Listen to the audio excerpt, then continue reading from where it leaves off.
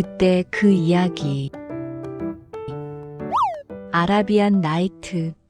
사막의 별빛이 조용히 내려앉던 어느 밤이었습니다. 옛날, 아주 먼 옛날.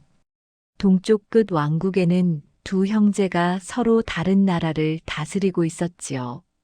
형은 샤흐리야르, 동생은 샤흐자만. 두 왕은 어린 시절엔 사막의 바람을 가르며 달리고 오아시스 물가에서 서로 장난을 치던 그야말로 둘도 없는 사이였습니다. 하지만 사람이 한 나라를 맡게 되면 그 어깨에 얹힌 세상의 무게 때문에 어릴 적 웃음은 점점 잦아들기 마련이지요. 두 형제도 그렇게 서로를 자주 보지 못하게 되었습니다. 그러던 어느 날 샤흐리야르 왕이 동생에게 편지를 보냅니다. 동생이여, 오래 보지 못했구나. 궁으로 와 함께 지내지 않겠는가? 샤흐자만은 반가운 마음으로 떠날 채비를 하다가 궁을 나서는 바로 그 순간 평생 믿어온 이에게서 돌아올 수 없는 배신의 날카로운 장면을 목격하고 말았지요. 그 충격을 품은 채 형의 궁에 도착한 샤흐자만은 밤낮으로 말이 없었습니다. 형은 그런 동생이 걱정됐지만 이유를 끝내 말하지 않으니 그 마음 깊이를 알 수 없었지요. 그런데 며칠 후 기이하게도 샤흐리야르 왕도 동생과 똑같은 종류의 배신을 겪게 됩니다. 두 형제는 서로의 아픔을 알게 되었고 그 순간부터 세상을 향해 문을 닫아 걸기 시작했습니다. 마침내 샤흐리야르 왕은 잔혹한 결심을 내렸습니다. 매일 신부를 들이되 새벽이 오기도 전에 그 생을 거두어라. 그날부터 왕궁엔 슬픔의 바람만이 떠돌았습니다. 아무도 웃지 않았고 궁은 밤마다 더 차갑게 식어갔지요. 그러던 어느 날 나라의 총리의 딸 셰에라자드가 조용히 말합니다. 아버지, 제가 그 왕비가 되겠습니다. 모두가 놀란 얼굴로 만류했지만 셰에라자드는 고개를 저었습니다. 제가 이 나라를 구해보겠습니다. 그리하여 그 밤 셰에라자드는 죽음이 기다리는 방으로 걸어 들어갔습니다. 그러나 그녀의 발걸음은 이상하리만치 흔들리지 않았지요. 왕이 등을 돌리고 앉아 있을 때 셰에라자드는 조용히 입을 열었습니다. 전하 잠들기 전에 작은 이야기 하나 들려드려도 괜찮겠습니까? 샤흐리야르 왕은 잘 알 수 없는 미묘한 마음으로 고개를 끄덕였습니다. 그렇게 1000개의 밤이 시작되었습니다. 황소와 당나귀의 비밀 첫 번째 밤의 이야기.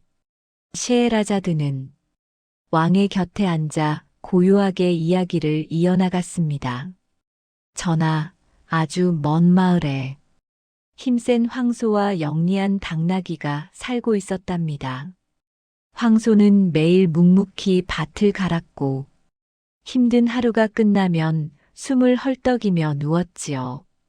당나귀는 비교적 가벼운 짐을 나르며 종종 황소를 바라보곤 했습니다. 그때 어느 날 황소는 힘든 내색을 숨기지 못하고 당나귀에게 털어놓았지요. 나도 하루쯤 쉬고 싶다네. 그러자 당나귀는 눈을 반짝였습니다. 내일은 아픈 척을 해보는 건 어때? 황소는 그 말대로 했고 운명은 묘하게도 엉뚱한 방향으로 흘렀습니다. 황소 대신 당나귀가 땀을 비오듯 흘리며 밭을 갈아야 했던 것이지요.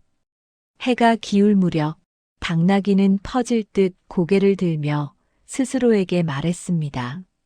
아이고, 꾀부리는 게 더 힘드네. 밤이 되자 황소는 당나귀에게 다시 묻습니다. 내일도 아파야 할까? 당나귀는 급히 말했지요. 아, 절대 안 돼. 농부가 듣는 걸 봤는데 내일도 안 나오면 도살장에 보낸다고 하더라고. 황소는 그 말을 듣고 다음 날 아침 누구보다 부지런히 일어나 밭으로 걸어갔습니다. 샤흐리아르 왕의 입가에 작은 미소가 피어올랐습니다. 하지만 셰헤라자드는 이야기를 더 이어가지 않고 부드럽게 말했습니다. 전하, 이야기는 아직 많답니다. 내일 밤 다시 들려드리지요. 그리고 왕은 그날 셰헤라자드를 죽이지 않았습니다. 다음 이야기가 궁금했기 때문이었지요. 총리의 두려움과 셰헤라자드의 지혜 두 번째 밤. 둘째 날 밤, 촛불은 전날보다 조금 더 따뜻하게 타올랐습니다. 셰헤라자드는 왕의 앞에 조용히 앉아 말을 꺼냈습니다. 전하, 사실 제 아버지는 저를 이 방으로 들여보내지 않으려 했습니다. 왕은 고개를 들었습니다. 셰헤라자드는 부드럽지만 단단한 눈빛으로 말을 이어갔습니다. 아버지는 늘 분노로 내린 결정이 얼마나 많은 후회를 남기는지 옛 이야기 속에서 저에게 가르쳐 주셨지요. 그녀는 오래된 비유 하나를 들려주었습니다. 누군가를 성급히 벌했던 왕, 그리고 그로 인해 가장 사랑하던 이를 잃어버린 이야기. 셰헤라자드는 그 말을 천천히 왕의 마음속에 스며들게 했습니다. 샤흐리아르 왕은 그 뜻을 전부 이해하진 못했지만 그녀의 목소리에 그날도 조금, 아주 조금 마음을 내려놓았습니다. 상인과 진이 세 번째 밤, 두 번째 큰 이야기의 시작. 셰헤라자드는 왕의 눈빛이 차분해지자 두 번째 큰 이야기를 시작했습니다. 전하, 옛날 사막길을 걷던 한 상인이 있었습니다. 그는 지쳐 큰 나무 아래에서 대추야자를 먹고 쉬고 있었지요. 그리고 상인이 무심코 던진 대추씨 때문에 무시무시한 진이가 나타났다는 이야기. 진이는 씨앗이 자신의 아들을 죽였다며 상인을 당장 죽이려 했습니다. 하지만 상인은 단 하루만 시간을 달라 요청했습니다. 가족에게 마지막 인사를 하고 다시 돌아오겠다고요. 그 말을 들은 진이는 의심했지만 상인의 눈빛에 담긴 진심에 마침내 하루를 허락했습니다. 셰헤라자드는 여기서 목소리를 낮췄습니다. 다음 날 상인은 정말 그 자리로 돌아왔습니다. 하지만 그를 구한 것은 기적처럼 나타난 새 노인이었지요. 다음 날 해가 지고 달이 궁궐 지붕 위로 떠오를 즈음 샤흐리아르 왕은 어제보다 조금 더 일찍 침소로 들어왔습니다. 그리고 아무 말 없이 자리를 잡고 앉았지요. 셰헤라자드는 그 시선을 느끼고 빳빳이 세워두었던 등을 조금 부드럽게 내려놓았습니다. 전하, 어제 말씀드렸던 그 상인의 운명 이야기를 계속 들려드려도 될까요? 왕은 대답 대신 천천히 고개를 끄덕였습니다. 상인은 정말로 약속한 바로 그날 사막의 나무 아래로 돌아왔습니다. 숨은 가쁘고 다리는 떨렸지만 그의 발걸음은 거짓이 아니었지요. 그는 자신의 목숨보다 약속을 지키는 마음을 더 두려워했습니다. 검은 연기와 함께 다시 나타난 진이는 크게 웃었습니다. 인간이여, 정말 돌아왔구나. 내 목숨을 가져가도 되겠지? 상인은 눈을 감고 조용히 준비를 했습니다. 바로 그때 저 멀리서 낡은 지팡이를 짚은 노인 하나가 사슴 한 마리를 데리고 걸어오고 있었습니다. 노인은 사정을 듣더니 진이에게 말했습니다. 저 상인의 목숨이 그렇게 소중하다면 내 이야기를 들어보지 않겠소? 만약 내 이야기가 신기하고 놀랍다면 그의 죄 3분의 1을 내 이야기로 갚아주시오. 진이는 비웃었지만 흥미를 숨기지 못했습니다. 그래, 들어보마. 하지만 시시하면 너와 상인 둘 다 죽는다. 노인은 고개를 끄덕이고 곁에 선 사슴의 머리를 쓰다듬었습니다. 이 사슴이 예전에는 내 아내였소. 진이의 눈썹이 살짝 움직였습니다. 노인은 조용한 목소리로 오래된 집 이야기, 질투 많은 아내 이야기, 자신의 아들을 송아지로 만들어버린 흉한 마법 이야기를 차분히 풀어놓았습니다. 아내의 마법으로 아들은 송아지가 되고 자신은 속수무책이었으나 집에 있던 한 여종이 조금 아는 주문으로 송아지의 혀를 풀어주어 아들의 눈물 섞인 호소를 듣게 된 일, 그리고 결국 그 여종의 도움으로 아내는 사슴으로 아들은 원래의 모습으로 돌아왔다는 이야기. 그래서 나는 이 사슴을 데리고 길을 걷고 있소. 악했던 아내였지만 한때는 함께 밥을 먹고 웃던 사람이었으니까. 진이는 크게 한숨을 내쉬었습니다. 인간이여, 내 이야기는 참으로 기이하구나. 좋다, 상인의 죄 3분의 1을 내 이야기 값으로 탕감해주마. 상인의 어깨가 조금 가벼워졌습니다. 그러자 이번엔 2마리 검은 개를 데리고 있는 노인이 천천히 다가왔습니다. 그는 말이 적었지만 눈은 깊었습니다. 이 2마리는 원래 내 형제들이었습니다. 그 한마디에 진이의 눈이 다시 빛났습니다. 노인은 아버지의 유산을 나눠 가진 형제 이야기, 재산을 탕진하고 마지막 남은 막내의 돈까지 손을 대려 했던 형들, 그리고 바다 위에서 막내를 배 밖으로 밀어버린 배신을 천천히 말했습니다. 바닷속에서 가라앉던 자신을 바다의 요정이 구해준 일, 요정의 분노로 형들이 검은 개로 변한 일, 그리고 그는 그 형제들을 지팡이 끈으로 이끌고 다니며 언젠가 진심으로 용서할 날을 기다리고 있다는 이야기까지. 그 이야기를 다 들은 진이는 팔짱을 풀어버렸습니다. 이것도 참으로 기이하고 슬프구나. 상인의 죄 3분의 1을 또 내 이야기 값으로 탕감하겠다. 이제 상인의 목숨은 마지막 한 조각만 남았습니다. 그때 아무도 데리고 오지 않은 3번째 노인이 조용히 나타났습니다. 나 또한 나의 이야기를 들려주고 싶소.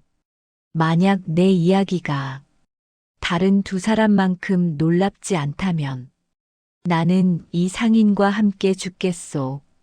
하지만 더 놀랍다면 그의 남은 죄를 모두 가져가도 좋겠소. 진이는 조용히 고개를 끄덕였습니다. 셰에라자드는 그 3번째 노인의 사연도 차근차근 들려주었습니다.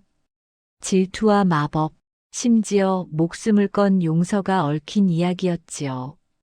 이야기가 끝났을 때 진이는 드디어 손을 내렸습니다. 좋다. 너희 셋의 이야기가 내 마음을 움직였다. 인간 상인이여, 너의 목숨은 이 세 노인의 이야기 덕분에 살아났다. 살아서 돌아가라. 상인은 눈물이 맺힌 눈으로 진이와 세 노인에게 깊이 절하고 살아 돌아갔습니다. 샤흐리아르 왕은 그 장면을 떠올리는 듯 조용히 숨을 뱉었습니다. 이야기가 끝났지만 그의 얼굴에는 어제보다 조금 더 따뜻한 온기가 비치고 있었습니다. 그 후로도 밤은 이어졌습니다. 셰에라자드는 다른 이야기를 꺼내 들었습니다. 이번엔 가난한 한 어부의 이야기였습니다. 어부는 하루에 딱 4번만 그물을 던지는 사람입니다. 욕심이 많으면 바다도 마음을 닫는다. 그는 그렇게 믿고 있었지요. 첫 번째 그물에는 쓸모없는 쓰레기만 가득 걸려 나왔고, 두 번째, 세 번째도 엉킨 나무 조각과 찢어진 줄만 올라왔습니다. 마지막 4번째 그물을 던질 때 어부는 속으로 중얼거렸습니다. 오늘도 아이들 입에 들어갈 게 없겠구나. 그런데 그물 속에서 이상하게도 묵직한 것이 올라왔습니다. 반짝이는 청동 항아리 하나였습니다. 입구는 납으로 단단히 봉해져 있었고 위에는 오래된 인장이 찍혀 있었지요. 팔아서라도 쌀을 사야겠구나. 어부는 호기심이 동해 몽둥이로 봉인을 깨뜨렸습니다. 그 순간 항아리 안에서 검푸른 연기가 하늘을 찌를 듯 솟아오르더니 마침내 거대한 지니가 모습을 드러냈습니다. 지니는 오랫동안 갇혀있다 나온 듯 먼지를 털며 큰 소리로 웃었습니다. 하하, 드디어 나왔다. 나를 꺼낸 인간이여, 이제 내 목숨을 받겠다. 어부는 깜짝 놀라 두 눈을 크게 뜨고 물었습니다. 아니, 보통은 나를 꺼내주면 소원을 들어주지 않소? 이야기에는 늘 그러던데. 그러자 지니는 씁쓸하게 웃으며 말했습니다. 처음 100년은 그랬지. 나를 꺼내주는 자에게 부와 영광을 주겠다고 맹세했다. 하지만 아무도 오지 않았어. 다음 100년은 권력과 왕위를 주겠다고 했지. 그래도 아무도 오지 않더군. 그래서 그 다음부터는 이렇게 맹세했다. 이제 누가 나를 꺼내든 그놈은 죽인다. 그리고 바로 그게 너다. 어부는 속으로 빠르게 생각을 굴렸습니다. 지금 힘으로 싸워봤자 나는 모래 한 톨이겠지. 다른 길을 찾아야 한다. 어부는 일부러 지니를 향해 어리둥절한 표정을 지었습니다. 하지만 이렇게 큰 몸이 정말 이 작은 항아리 안에 들어가 있었다는 말이오? 나는 도무지 믿을 수가 없군. 지니는 자존심이 건드려진 듯 눈썹을 치켜 세웠습니다. 너 같은 인간이 내 힘을 의심하는군. 잘 보아라. 그 말과 함께 거대한 몸은 다시 연기가 되어 가느다란 실처럼 줄어들더니 모두 항아리 안으로 쏙 들어가 버렸습니다. 항아리 안에서 지니의 목소리가 울렸습니다. 봤느냐, 인간이여. 이제 믿겠느냐? 그 순간을 기다렸다는 듯 어부는 재빨리 낡은 뚜껑과 납 조각을 집어들어 항아리 입구를 꽉 막아버렸습니다. 이제 믿는 건 내가 아니라 나라구나. 지니는 안에서 으르렁거리며 소리쳤지만 항아리는 다시 무거운 침묵만을 품게 되었습니다. 어부는 살짝 웃음이 났습니다. 이번엔 내가 조금 이겼군. 그러나 그는 지니를 영원히 가두어 두기보단 새로운 거래를 택했습니다. 죽음과 살림 사이에서 어부와 지니는 다시 한번 협상을 하게 되지요. 결국 지니는 어부에게 약속했습니다. 나를 다시 풀어주면 절대 너를 해치지 않겠다. 오히려 내가 앞으로 먹고 살 수 있는 숨겨진 길을 알려주겠다. 어부는 오래 고민한 끝에 다시 뚜껑을 열었습니다. 이번에 나온 진이는 조금 더 겸손한 얼굴이었습니다. 진이는 어부를 한 작은 호수로 데려가 4가지 색을 지닌 기묘한 물고기를 잡게 합니다.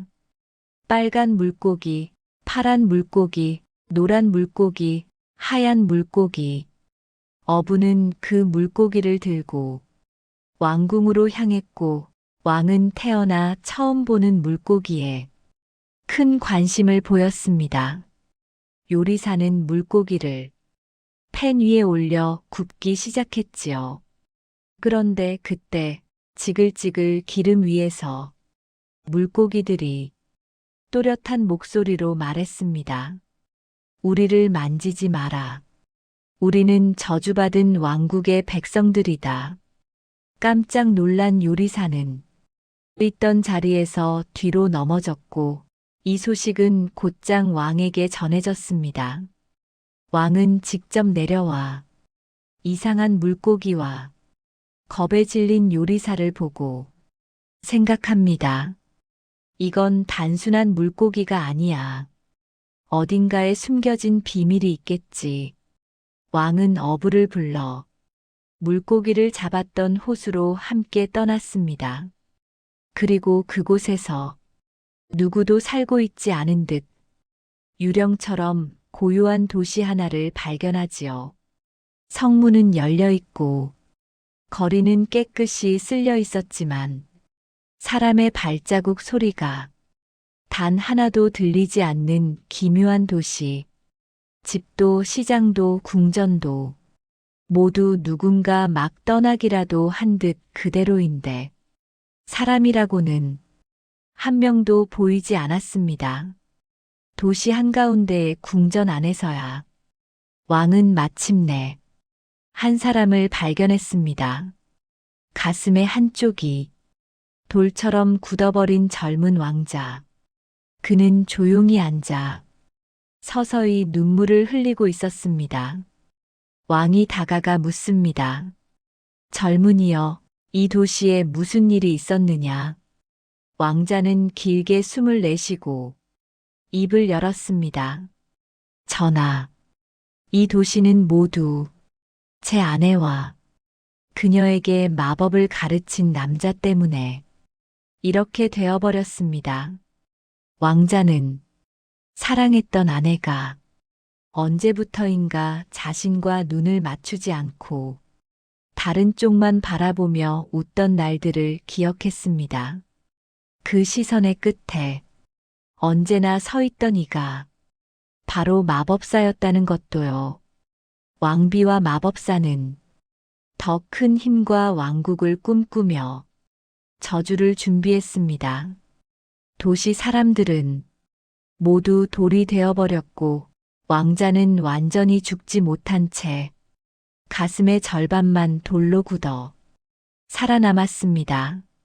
도시는 시간이 멈춘 것처럼 영원한 침묵 속에 놓여 있었지요. 샤흐리아르 왕은 왕자의 이야기를 들으며 자신이 겪었던 배신을 떠올렸습니다. 등 뒤에서 들려오던 낯선 웃음소리, 믿음이 무너진 그날의 감정. 왕은 알고 있었습니다. 분노만으로는 어떤 것도 되돌릴 수 없다는 것을. 셰에라자드는 왕의 굳은 옆모습을 살짝 바라보고 이야기를 마무리할 듯 하지만 끝을 밝히지 않은 채 조용히 말을 낮췄습니다. 전하, 이 돌의 도시와 젊은 왕자의 이야기는 여기서부터가 진짜 시작입니다. 그가 어떻게 저주와 마주하고 도시를 되살리려 했는지는 만약 전하께서 원하신다면 다음 밤에 조금 더 들려드려도 될까요? 창밖의 밤하늘에는 별들이 촘촘히 박혀 있었고 달은 궁궐 위에서 조용히 기울고 있었습니다. 샤흐리아르 왕은 잠시 말이 없었습니다. 그러나 그의 입에서 나온 한마디는 이전과 달랐습니다.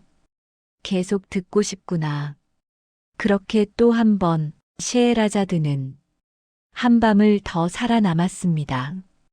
그리고 이야기의 불씨는 조금씩 아주 조금씩 왕의 얼어붙은 마음 속에서도 따뜻한 빛으로 번져가고 있었습니다.